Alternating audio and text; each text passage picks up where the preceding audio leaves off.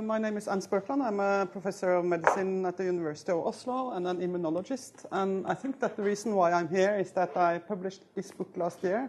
It's called Immune, the Body's Eternal Struggle to Survive. And it is meant for the lay people to enlighten them about the immune system.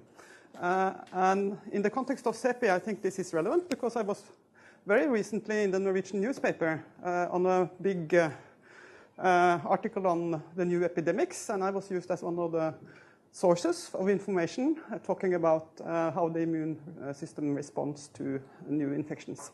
So in the book I tell about the history of immunology, and that is also the history about vaccinology. So this is the mother of vaccines and the immune system, knowledge about the immune system. It's Lady Montagu. She went to Istanbul in 1717 and discovered the practice of smallpox inoculation. And this was the platform from which Jenner could discover that cowpox could actually protect against smallpox.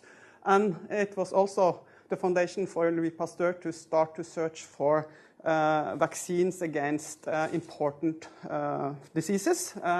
Here is Pasteur showing the efficacy of anthrax vaccine, the first time ever in 1881. So this is the background for why I'm here, because I am not a vaccinologist, I'm an immunologist, and I'm coming from this route also.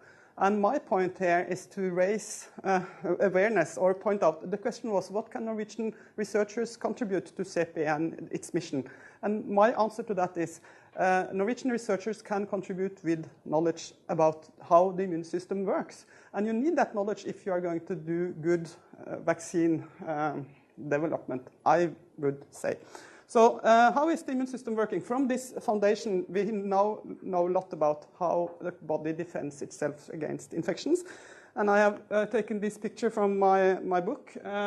It's not exactly where you would put the vaccine in the neck, but anyway, you inject the vaccine in the skin and it will travel to the nearest lymph node.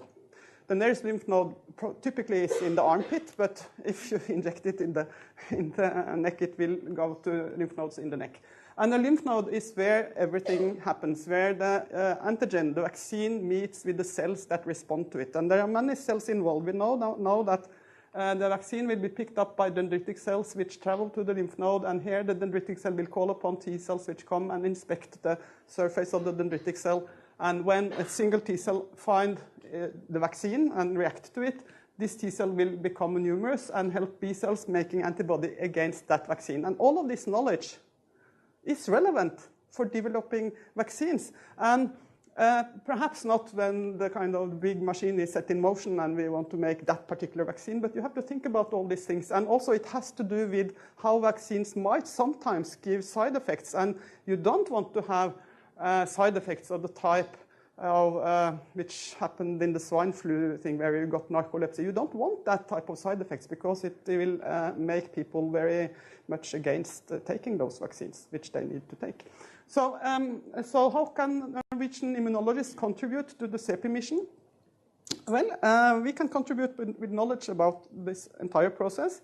And here I have a list of basic questions that Norwegian immunologists are studying. We are interested in how the antigen is presented. How is vaccines presented to the immune system? How is antigen recognized? How can the vaccine be seen by the immune cells? What happens when that has occurred? How will the cell respond? How are they activated? How do they differentiate so that they can respond to the vaccine in a proper way? And how is effector cells generated, cells that actually do the action? And how are antibodies formed? And how is memory maintained? Because it will not work if the immune system doesn't have a memory for the vaccine. And it is necessary to understand these things. And finally, it's also important to know how to avoid immunity, autoimmunity. How can we be sure that the vaccine is not triggering something we do not want? So my answer to the call or the question is how can I contribute? Because I'm a basic researcher in immunology.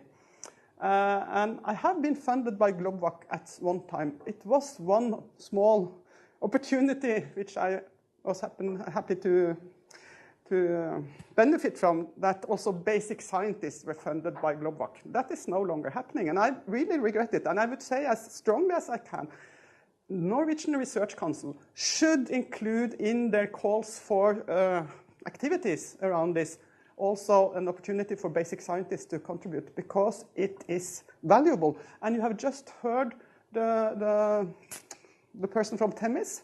I don't remember the last name, but I Googled him. I can assure you that could have been one of my students. He has done exactly what my students are doing in my lab. Basic research on how T cells are activated. So how can we contribute? Basic immunological research is critical. It is critical for education of the people you are going to employ in your mission afterwards. When they are educated by me, they will be employed by you and spend 20 years of their time doing this research. But I will employ and I will educate them. So education is very important. Innovation is important, because what we are doing in basic research is to sometimes find something really, really interesting and which will affect also vaccinology. So innovation is coming from basic research. I cannot tell you when, but I can assure you it will happen. And finally, we who are involved in immunological research in Norway have a very wide international network. We know people all around the world. We meet them at meetings. We follow the field, and we can tell you what's going on. So we are a source of information. Well, it's coming back to the education again. So my point here is basic research needs funding, and Norwegian Research Council need to provide that more than they do now. Thank you.